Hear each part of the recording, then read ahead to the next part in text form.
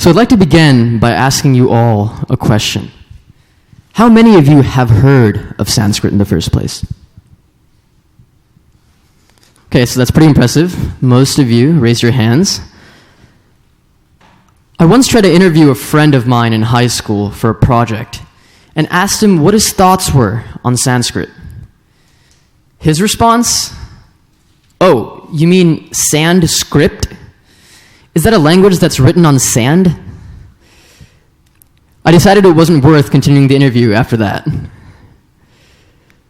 So now I'd like for you all to visualize the following situation as it unfolds before you. Allow the power of narrative to enter your minds and create compelling scenes with imagery and detail.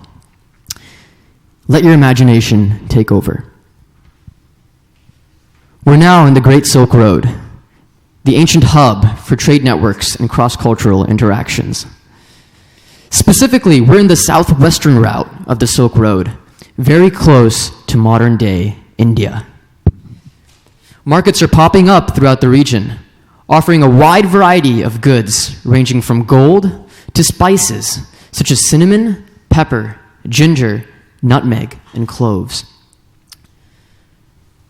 Merchants and travelers flock from the west to not only conduct trade with the Indians, but to also learn an enchanting new language. A language that is so grammatically perfect, a language so rich in color and culture, a language called Sanskrit. Now, as these merchants and travelers hear Sanskrit being spoken between the Indians, they notice many similarities to their native languages of Latin and ancient Greek. And in fact, some of them do decide to venture further down south into the Indian subcontinent to learn more about Sanskrit. As they sojourn, they notice that Sanskrit is widely spoken amongst the Indians, especially across the northern and central regions of India. And as these travelers are able to pick up all these, similarities to their native languages, they are absolutely fascinated. And soon, days become weeks and weeks become months. Having a good grasp over spoken and written Sanskrit at this point, the travelers then return back to their respective native home regions and spread what they've learned through personal narratives and experiences. Soon, Sanskrit rapidly gains popularity in the West and is known all over, just like Latin and Greek. Fast forward to today. Everyone's heard of Latin. Everyone's heard of Greek. So why haven't as many heard of Sanskrit? This is the situation that we currently face, the dilemma of a seemingly esoteric language. Now, I'd like to think of Sanskrit, Latin, and Greek as a quote-unquote big three. Three languages that have brought so much good to the world over the past several millennia. They share so much in common, much more than anyone would expect. For example, let's take a look at the table here. The table here depicted here shows three fundamental words with similar roots and pronunciations in Sanskrit, Latin, and Greek. So for the first word, we have father. In Sanskrit, the root is pitra. In Latin, it's pater, and the same applies for ancient Greek. For mother, we have matra in Sanskrit, mater in Latin, and mater in ancient Greek. And for three, it's trayas in Sanskrit, tres in Latin, and tres in ancient Greek. So Sanskrit, specifically speaking, has been instrumental in unlocking a wide variety of knowledge and research in areas such as psychology, linguistics, medicine, mathematics, philosophy, and history, and even other cultural traditions such as music and dance. It is the cultural and linguistic backbone of the Indian subcontinent and has significantly influenced South Asian, Southeast Asian, and East Asian traditions, in addition to a variety of other global practices. It forms the base for most Indian languages and even has direct ties to other languages around the world. Take Sanskrit and English, for example. These are just a couple of the English words that have been directly derived from Sanskrit, many of which are commonplace in everyday conversation. So, learning Sanskrit establishes a strong linguistic foundation that can manifest itself in a variety of ways to provide different benefits. Number 1, pronunciation. Sanskrit necessitates the use of all parts of the mouth to create different words and syllables. And because of this, you become equipped to handle the vast majority of words thrown at you, no matter what the language. Imagine this scenario.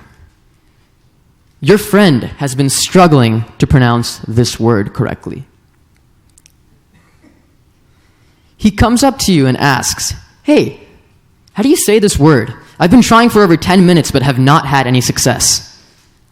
He barely finishes and you calmly respond, "Otorhinolaryngologist." "Wow, how'd you do that so easily?" "Dude, I learned Sanskrit." How cool would that be? Number 2, language learning and comprehension. Because of its scientific nature and precision, Sanskrit is extremely beneficial when it comes to learning new foreign languages. And I can speak from personal experience on this too. It's helped me gain a tremendous advantage in this front. For example, I visited Japan last summer, and as I started to pick up more and more Japanese, I noticed linguistic patterns that were very similar to grammatical sequences I had learned in Sanskrit. So learning Sanskrit had essentially created a visualization technique in my mind that enabled me to fit these linguistic and grammatical pieces together just like a puzzle. And in less than a month, I was able to get around Tokyo speaking only in Japanese. Hence, learning foreign languages has become that much easier. Furthermore, I noticed connections between Sanskrit and East Asia from a cultural standpoint. Let's take a look at these two images on the screen. The image on the left is of Yama, the god of the underworld, as represented in Hinduism and several regions of South Asia. While the image on the right is of Yama, the god of the underworld, the god or king of the underworld, as represented in certain East Asian regions and sects of Buddhism. Finally, number 3, a further view of the world. Studying Sanskrit offers an expansive view on human nature and its role in creation.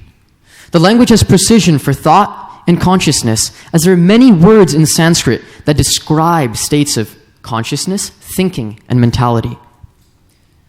And in this era of unprecedented change and uncertainty, it can be a valuable tool to assess and look fresh at society. Playwrights and poets have skillfully crafted the language to offer timeless benefits and insights into the human mind. Just like most other cultures and traditions, there are traditionalists and non-traditionalists that make up both ends of the innovation spectrum. Conformists will say that studying Sanskrit should only be restricted to the ancient scriptures, sacred hymn chantings, and prayer recitations. However, to believe so and to follow through with this is to be naive. Just like most projects or tasks, innovation often arises from breaking constraining boundaries. It's no different for Sanskrit. Change necessitates the reshaping of pre-existing cultural and societal norms. I'm a proud member of the current global Sanskrit revival movement and constantly look for methods to promote the language in ways that are not only approachable, but are also accessible for all, kids, teens, and adults alike. Life's all about finding that ideal key to unlock your potential and discover new spheres of knowledge and information. Likewise, the key to the Sanskrit revival movement lies within the ability to learn or at least appreciate conversational Sanskrit. A few initiatives have been established already with this end goal in mind, such as Spoken Sanskrit Series, a YouTube channel that I co-founded, aimed at teaching the basics of Sanskrit conversation in an enjoyable and casual manner. Additionally, the Sanskrit departments at various universities such as Columbia, Brown, University of Texas, and the University of Pennsylvania, just to name a few, have all done a remarkable job in offering related research and course opportunities for both undergraduate and graduate students.